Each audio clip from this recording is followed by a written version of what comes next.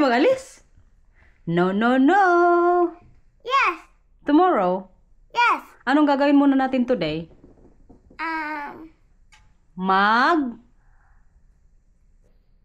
Maglinis. Mag-impake. Ano pa? Stofzuigen. Opo, mag-vacuum sa bahay. Tapos yung halaman mo, kunin mo halaman mo, pakita mo sa kanila. Update sa halaman ni Mila guys, tingnan nyo po. Nagtubo na. Kaya di ba si Matthew may sunflower po sa school na tinanim niya dito sa bahay nung nagbakasyon ng sila. Yung kay Mila, ayan itatransfer din po namin yan sa garden before kami mag-alis tomorrow. Yes, that's Mila. Saan? Oh yeah, Mila. Mamaya natin yung itanim sa likod, okay? Kaya para pagdating natin, galing sa bakasyon, malaki na. Baka may flowers na yan. Pagbalik natin, nabuhayan talaga siya ng halaman, guys. Alaga din niya kasi yan dito sa bahay, sa tubig. Naka-ready na din po yung namin, para sa sasakyan. Yung ginagamit namin para sa mga bagahe. Kalimutan ko tawag dyan, kung sa Dutch pa, duck coffer. Kaya malalaki po yung mga maleta na dala namin tomorrow. Kaya 2 linggo po tayo sa Norway. So ngayong araw, Saturday, grabe ka-updated ng vlog natin, Si Matthew tsaka Marcel andun pa sa taas kay mamaya pa yung si Matthew magbaba. Kaya nung mga nakarang araw po, 'di ba, sa previous vlogs ko, si Matthew nilagnat. Alam niyo yung lagnat na yun ni Kuya, kung nag-ilang araw, nag-1 linggo good yun. Grabe. Ano yan, kadumi dyan, nak? Sorry. Kaya hindi din po talaga ako nakapag-vlog nung mga nakarang araw. Kaya bukod nga sa trabaho ko, tapos si Matthew nilalagnat. So, hindi ko na inisip na mag-vlog-vlog muna, Nagpahinga din po ako. Kaya alam nyo naman, kadami ko din po ginagawa dito sa bahay. Linis-linis, tapos mag-work pa tayo. Nung, anong araw ba yun? Tuesday ata, day off ko. Nagpunta po talaga kami sa doktor na. Kasi nung araw na yun, si Matthew, hindi pa rin nawala nga yung lagnat. Yun yung araw na nag-1 linggo na lagnat siya lagi. Buong araw, sa gabi, mag-40 siya. So, natakot na din po talaga ako. Tapos, magbabakasyon nga kami. Ngayong linggo mag-alis. Po! Okay. Kaya sinabihan ko po talaga si Marcel nung Tuesday na kailangan talaga ito ma-check ng doktor. Kaya ang nangyari din kasi, bali, tumawag kami din sa doktor nung mga ilang araw pa lang si Matthew nilalagnat. Tapos nagsuka-suka. Sabi namin, gusto namin siyang ma-check. Ang sabi ng doktor, pag mga ganyan daw, kung may virus o bacteria, it takes 1 week or hanggang mag 3 weeks. Yun yung parang time frame niya na mawala nga yung na yan. Bacteria o virus man na nasagap ni Matthew. Pero magantay-antay pa kami ng 3 weeks bago mawala yan. Kaya nainis din pa ako nung time na yun. Sabi ko, hindi man lang nila i-check ang bata, kawawa. So nung Tuesday nga, sabi ko kay Marcel, hindi nila ito ma-check. Sabi ko, kailangan tawagan ulit yun na si Matthew nagsuka 1 linggo na, maglagnat pa din. Tapos alis nga po kami papuntang Norway. So nagpunta kami sa doktor nung time na yun. Tapos na-check ka si Matthew, guys. Alam nyo, maga yung niya, lalamunan. Kaya siguro yung pakiramdam niya hindi okay. Tapos minsan mag-complain siya, mama, kasakit ng lalamunan ko. Kaya simula nung Tuesday, guys, alam nyo, naresitahan po yun si Matthew for the first time sa buong buhay niya po. First time ni Matthew makatanggap ng or mag-take ng, sinabi ko sa inyo, antibiotic. Kayong antibiotic po kasi talaga, hindi po din yan siya talaga ni-recommend sa mga bata kung maaari. Kung kaya naman ng bata or kayang labanan ng katawan, hindi po talaga yan recommended dito ng mga doktor. Pero kay nung Tuesday nga, so nirekomendan si Kuya ng ng 250 something yung dosage ng niya, antibiotic.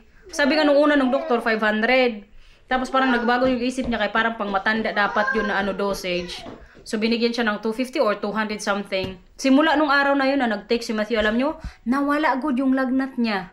Alam niyo kung bakit hindi din nire-recommend ng mga doktor dito sa mga bata masyado yung mga antibiotic? Kasi nga, yung antibiotic, di ba, parang papatayin niya din yung mga good bacteria natin sa katawan. So parang yun yung iniiwasan din ng mga siguro doktor dito na kung maaari hindi nga mag-recommend sa bata.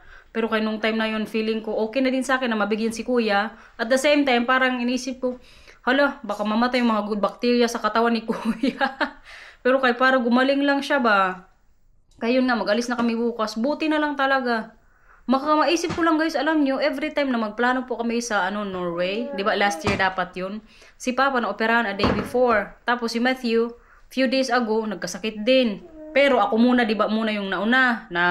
Ano din ako, punta sa hospital nga kay para i-check yung ano ko, tiyan ko. Which is okay na po, wala na po akong problema. Talagang nagamot din naman po siya.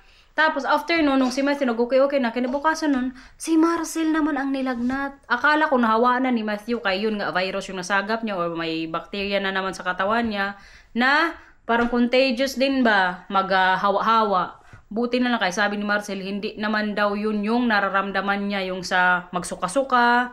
Siguro sa ano lang, tulog lang din nung gabing yung kaya sumakit yung ulo niya. Kaya nagsuka din si Marcel nung time na yun guys, pagkagising niya. Kaya iniisip ko, hala, ano ba itong nangyayari every time na may plano kayo papuntang Norway?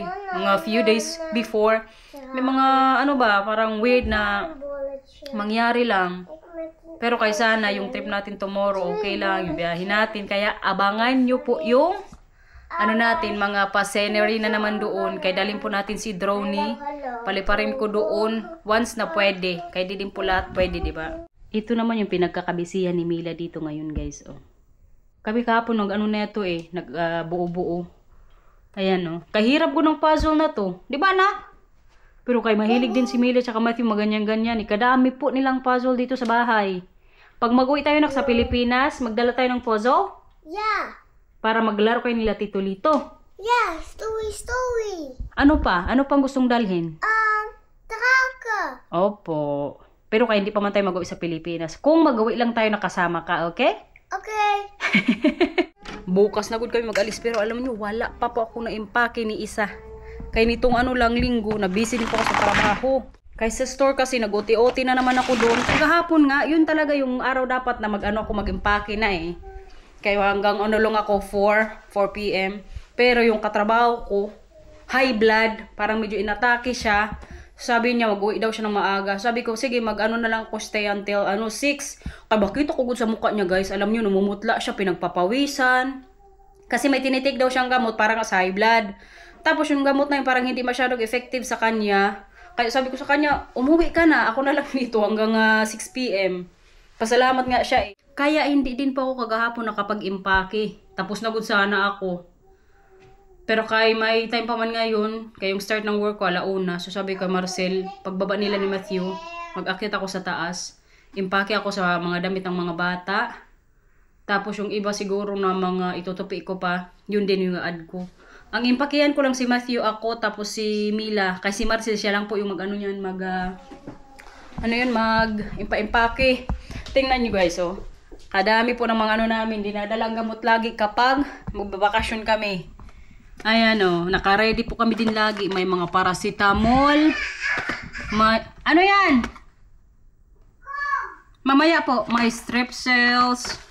Paracetamol para to sa mga bata. Tapos may band-aid. Ito may syrup. Para to kay Matthew tsaka Mila. Para naman sa amin ni Marcel. Paracetamol din. Tapos may vitamin C. Para din sa mga lamok guys. Hindi ko alam kung ano to. Gamot siguro to or something ipapahid. Hindi ko alam. Kaya nagdadala lagi to si Marcel mga ganito eh. Sa mga lamok-lamok. Tapos ito yung tinitake ko naman po para sa ano ko sa tiyan. Once na magsakit-sakit na naman. Sabi ko kay Marcel magdala ng extra. Kay kung ano lang pag mag-inom-inom na naman kami ni Papa ng wine. Baka umatake. So, dala din po namin. Ano to? Ito para sa diarrhea. Ganito po lagi yung mga dala namin once na magbakasyon kami. O wala sa bahay ng ilang ano. Uy! Nag-slide na yung bata doon sa likod. At ang ating multivitamins. Nagdadala din, nag-titake din po ako ng Centrum. Diba dati, nag-stop na ako nito kasi sumasakit yung ulo ko. Ngayon, nag-take po ulit ako. Kasi dati, ang ginagawa ko, mag-inom ako ng vitamins. Kung kailan ko lang gusto, yun pala, mag-vitamins ka once na habang kumakain ka, doon ka mag-take ng vitamins mo. Hindi yung, halimbawa, medyo gutom ka o tapos ka nang kumain. Dapat during. Update po sa ating halaman bago umalis bukas. Yan yung flowers na ngayon dito sa aking puno-puno sa labas, guys. Oh.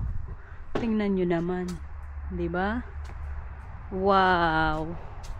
Tapos meron pa siya dito sa may baba, oh. Pero tatanggalin ko to dito sa yung pag mag-autumn na. Kaya tinanggal na to or kinat na to dati ni Binan eh. May lang talaga diyan. Tubo-tubo. What do you hear? Hello. Nakiturong sa kanila yung ano ni Kuya, plant. Yeah. Nasaan na? Ito yung ano ni Matthew guys, sunflower. Oh, tingnan niyo. Naglaki na good siya. Di ba? Kaya update ko nga po kayo bago tayo umalis. Bukas, ayan yung itsura ng garden natin. Oh. Hindi ko na muna siya nilinis. Kaya magtubo-tubo lang din naman yan. So linisin ko na lahat once na magbalik na po tayo after vacation. Tapos yung pa-flowers dito. Oh. Medyo naglanta na nga siya eh. Kaya nag-araw-araw na naman po ng mga nakarang araw. Sabi ko nga kay Marcel, before kami umalis bukas, mamayang hapon, magsaribo ako or magdilig ng halaman. Sabi niya, hindi na kailangan kaya mag-ulan-ulan daw. Kaya, ang ulan na lang siguro mag-ano sa kanila, mag-dilig-dilig. Tapos itong isa dito guys. Oh. Ito nga siya, hindi na bulaklak eh. May mga bulaklak din to minsan eh, kulay white. Hindi ko alam kung bakit hindi siya nag-ano, bulaklak ngayong taon. Or baka late to siya mamulaklak, no, pwede din. Hala, bakit may tinidor dyan? Sino nagdala dyan? Matthew. Turo ka na naman, baka ikaw sala rin ha? Mayor. Hindi. Mons. Matthew King that's a creator. Oh, anong kinain ni Kuya? The apple. Oh, ibalik mo na lang yun dun sa loob, okay? Okay. Para hindi natin makalimutan. At ang apple din po natin. Feeling ko pagbalik namin, after 2 weeks, wala nang mga bunga to dito guys. Magsilaglagan na lang siguro. Wala mang kumakain ito. I mean, si Matthew lang tsaka Camille lang magkain. Kadami good na bunga dito. Oh. Ganito lang din po yung kulay ng ano apple ko. Green lang. Hindi yan siya mag-red. Kaya yan talaga yung ano niya. Pag bunga tsaka kung mahinog man, green lang din yan siya. At yan, oh.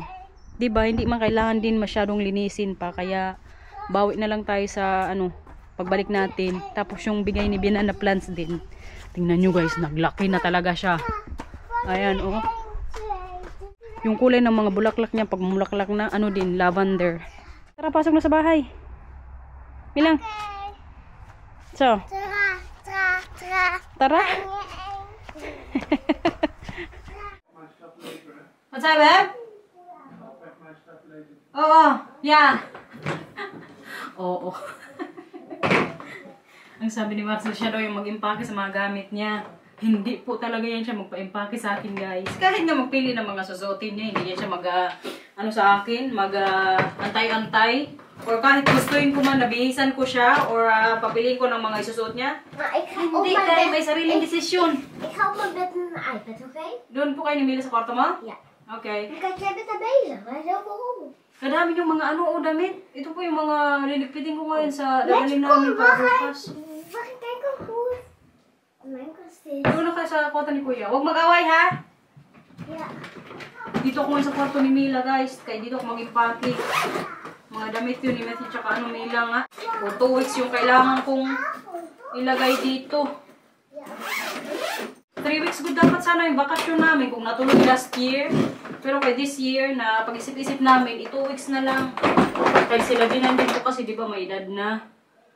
So hindi din sila masyadong maglakad-lakad. Tsaka ito na siguro yung huling bakasyon nila Binan guys na ano namin, na makakasama namin sila. Kasi sila din po yung nagsabi mismo sa amin na baka ito na yung huling bakasyon nga na magkakasama kami. Tapos sa mga darating na taon daw, sa bahay na lang sila once na summer vacation yung mga bata. Kaya every year po talaga, simula nung nag-move ako sa Netherlands, alam nyo, lagi po talaga kami magbakasyon nila Binan. Kasama namin yan lagi sila. Pwede pa to kay Mila. Kaya kailangan ma-enjoy din yung vacation natin, no? Kasama sila for the last time. Hindi mo siguro last time guys, no? Parang ano man pakinggan. Siguro yung bakasyon nga lang na magkakasama kami. Pero hindi natin alam next year. Malay nyo, no? Magwago isip nila. Pero may edad na rin kasi sila, oy. Kaya maintindihan ko din po. Hindi ko na siguro to daling pantalo na to. Kaya hindi ko to masyadong type kay Mila eh. Siya lang po talaga yung may gusto sa ano na to. Damit na to. Ito dalhin ko din to. Para may ano siya. Jacket. Ito din, oh. Alam nyo, dalhin ko din po to. Ayaw niya tong pantalon na to eh. Pero ay, para may extra lang. Sabihin ko, wala na siyang ano extra na susuotin. Kaya madala natin ito din. Oh, kaganda ko ng mga pantalon na to guys. Pag hindi niya talaga to suotin, ipadala ko na lang to sa Pilipinas. Ibigay ko sa pamangkin ko kay babae din yun. Masuot niya pa to after ano ilang taon. Kaya ilang months pa lang yun ngayon eh. Ayun lang, parang mahirapan ako. Paano ko ba ito dito tupiin, uy? Dito kay Matthew, kabila kay Mila. Isang ano lang po sila, maleta. Ganyan din kami ni Marcy, isang maleta lang yung ano namin, damit. Andun nga ngayon ang aming Papa Bear, mag-grocery. Kaya nagtanong siya kung may mga gusto akong dalhin bukas. Sabi ko, magbili na lang siya ng mga pang-snacks, chicheria, tapos wurst, o parang sausage na dried sausage. Tapos yung para sa mga bata, cheese. Si mama nga bukas, mag-ano siya mag-prepare ng din namin lunch. Ganyan po kasi kami kapag mag-travel, para hindi mag-ano, kain-kain na sa restaurant during stopover. Maggagawa yan si Bina ng guys, ng parang sandwich. Tapos mag-stop lang kami sa isang place kung saan pwedeng tambayan. Doon lang kami mag-lunch. Basta makita niyo yun bukas. Excited na rin po ako sa travel namin papuntang Norway. Kaya first time po namin ni Marcel, tapos yung mga bata, at sila Bina, nakapunta na yun sila ng Norway So kami lang nila Marcel, tsaka mga bata, ang first timer bukas. Ito, dalhin ko din to. Ang dalhin ko lang shirts ni Mila, tsaka Matthew, dalawa lang. Kay yung weather doon medyo mas malamig kaysa dito po sa Netherlands. So sabi ni Marcel, mga dalawang shorts, tapos the rest, mga pantalon. Ayun nga, malamig doon. Ilan na ba yan? 1, 2, 3, 4, 5. Tapos 2 weeks, 14 days. Ito nga, pinag-isipan ko rin yung dalhin ko Ito. Ayun lang, kailangan dito. 3 pantalon yung madala ko kay Mila. Hala, hindi masyadong madami yung pantalon ng akong baranday. 1, 2, 3. Dalhin na lang dito. 4. 5, 6, 7, 8, 9, 10. Pwede na yun siguro repeat, no? Tapos kay Kuya. Sige. Tagal-tagal din tayong hindi nakagala-gala, guys. Last na gala natin sa Prague, sa Czech Republic, di ba, nung nandito si Lito? Sosyalin din kayo kung saan-saan kayo nakakarating. Makapag kayo ngayon. I mean, this year, makapunta tayo ng Norway. Diba? Kaya manood lang kayo dyan. Pasensya na talaga kung absinos tayo ngayong month, no? Hindi lang talaga, kinakaya ng powers ko, guys. Tsaka siguro tawag na rin ang katamaran. Pag nasimulan po kasi talaga na mag-absent ako sa vlogging, sunod-sunod na yan. Kaya minsan makatakot din mag-absent Pero kayo, deserve din natin magpahinga minsan. Agoy, madumi man to. Ipadala ko na lang to sa Pilipinas. Bigay ko na lang to. Sila Bina, alam nyo, tapos na silang mag-impake. Nung mga nakarang araw pa. Ganyan kasi yun sila, advance din minsan. 1, 2, 3, 4, 5. Daming tissue, ang daling ko sa mga bata, kaya minsan magdumi-dumi. Hala! Kailangan din pala ng ni Mila, swimsuit. Yun lang, kailangan ko isipin kung saan ko nalagay yung niya. Pang swimming, kaya may mga hotels po kami na pag-stayhan na may swimming pool. So sabi ko, Marcel, mag-swimming doon yung mga bata. Yun lang, kailangan ko hanapan yung kay Mila. Si Kuya kasi meron na yung Mario niya. Ang problema ko lang, baka hindi suotin yung niya, 2-piece. Natapos din po itong ko. Labahan. Hindi ako masyadong nagdadraya, pero ngayon idraya ko po kaya para mabilis matuyo. May pantalon kasi ako dito na kailangang madala. Pasaway. Kung nakapaglaba lang talaga ako gahapon, tuyo na sana to. Grabe, last minute. Ay, Diyos ko, natapos din. Grabe ka po na nila, oy. Lagayan. Na-ready ko na rin po yung mga susuot nila bukas para hindi na ako maghanap-hanap. T-shirt ko lang bukas si Matthew sa Mila. Oops, okay. Ito yung maleta nila, guys. Ito din po yung pinakauna kong maleta. Nung nagpunta ako dito sa Netherlands, binilan ako ni Marcel sa Mall of Asia. Kaya lagi ko itong naalala nung first meet namin ni Marcel. Muntik ko pong makalimutan yung ni Mila, uy. Swimsuit niya. Saan ko kaya yun nalagay? Hindi ko siya makapag-swimming kung nakalimutan kong dalhin yun. Wait lang. Agoy. Ito Yung mga kailangan kong ipadala sa Pilipinas, guys. So, kadami po. Tapos, meron pa sa taas. Itong bag, puno din to ng mga damit ni Mila na pambabae. Kaya ayaw man niya.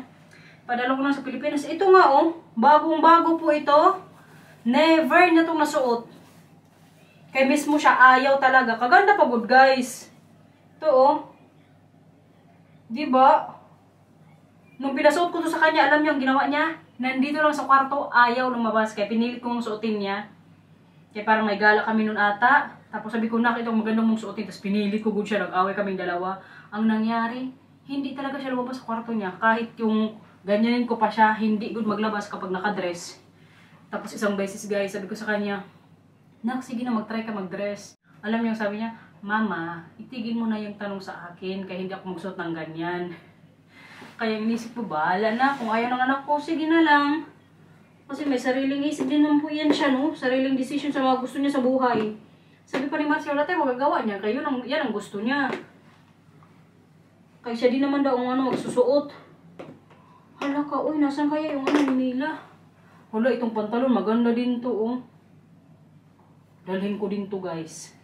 Bagong-bago din to. Binili ko to nung nasa kami ata, Germany last year. Buti na lang nakita ko. Masuot niya to, lalo na sa school. Dalhin ko to. Yung niya talaga, yung swimming pool, swimsuit, pasaway. Saan kaya yung nalagay? Buang. Kain, guys. Ang ating lunch, itlog. Niluto ko na yung itlog dito sa bahay. Kaya wala ka tayo ng 2 linggo. Kailangan makain to. Gusto mag-egg? Yeah. Ito lang po yung lunch ko ngayon. Bigyan ko din si Matthew at Camila. Tapos mag-yogurt siguro ako maya-maya. O sige, magkain muna tayo ng egg, okay? Yeah. Gusto mo yun? Yeah. Ito lang minsan, mainis ako sa pag ng itlog. Kaya minsan hindi siya magbitak-bitak. Hindi buo yung pagbukas ng ng balat niya. Kaya minsan nagkukutsara ako kapag magkain ng itlog eh. Yung bitakin ko lang sa gitna. Yun na yung churro. Mag-protein po tayo ngayong araw. Tapos itong mamaya kainin ko din. Favorite ko to siya, guys. Yung sa tanim nila, binan. Pero kagapon ito yung lunch ko sa work. Kuya? Gusto mo ng egg? Okay. Opo. Ilagay ko sa nak? Sa... Okay na kaya? Ilagay ko na pinggan? Nee, ik wil hem in het bakje. Opo. En ik wil alles. Dat kan niet. Mila ba okay sa mama ba okay sa? Kasarap na ito, guys. Kaya medyo maasim. Mahilig din kasi si Matthew at Camila eh. Tanyo yung sinigang. Very favorite po nila. Mama, Wala pa si Marcel. Uy, katagal. ook nog wat voor morgen bewaren. Alsjeblieft. Dan heb ik net zoveel als Mila. Yeah. Kailangan patas to sila, guys. Kaya pag hindi suntukan na naman. Yummy. Yummy! Kasarap ng itlog. Die zijn mooi rood. Ben je ook? Si Marcel katagal. Kaya nandun din po siya ngayon pala sa bahay ng ninong-ninang ni Matthew at Camila. Thank you. Siya pagkain ng mga pagkain ng pusa. Kaya maalaga kasi yung pusa. Si Marcel po yung taga-alaga. Once na nasa vacation yun sila. Bigay siya ng pagkain. Minsan nga gamot eh. Die was voor mama. It's okay. Thank you. Ito si Kuya, guys. Oh, hindi ka pa sa kanila nag-hi. Nay, Matthew? Hindi ka pa sa kanila nag-hi, oh. Tagal-tagal ka nilang hindi nakita. Okay na ikaw? Paura? Ciao. Alam niyo yung lunch talaga itong mga batang to. 12:00 po talaga to siya. Or sila. Pinapakain ni Marcel. May oras. Pero pag akong bantay, 11:00 pa lang. Mga 11:30. Pakainin ko na to sila. Ay. Nagtapon yung itlog. Kagahapon nga alam nyo. Nakalimutan ko na si Matthew. Magtitake pala ng gamot. Hiyay ka itong batang to bumaba. Sabi pa niya, Mama, nagugutom ako. Hindi binigyan ko agad ng pagkain. Nakalimutan ko na, hindi pala siya pwedeng kumain pag nagising to sa umaga kasi mag-inom to siya ng gamot. Nasermonan good ako kahapon ni Marcel. Sabi ko, nakalimutan ko nga. Si Matthew din hindi nagsabi. Magkausap si Lito tsaka Matthew, guys. Lito, hi ka sa vlog, oh. Ta. Hello. Hi. Ayan si Lito, guys. Long hair na, kaya wala nang tagagupit sa kanya. Usap na kayo ni Tito Lito. Yes, Choco, Matthew. Usap na kayo. Ayan daw si Choco, ang pangalan ng aso, oh. Ala. Nangyari sa'yo. Usap na kayo ni Tito Lito. Kausapin mo na. Magtanong ka. Teddy bear. Lagi ito sila mag-request araw-araw na tawagan si Lito. Miss pa rin po nila. Nagtanong si Tito Lito, kuya. Ulitin mo, Lito. Pagigising niyo lang, Matthew? Hindi. Hindi. Almusal na kayo pala. Nahulog na. Tapos pag malayo ka, kuya, mahulog yan. Pag malayo ka konti. Ala. May ginagamit kasi si Matthew yung filter. Itong isa, di pa tapos kumain. Oh.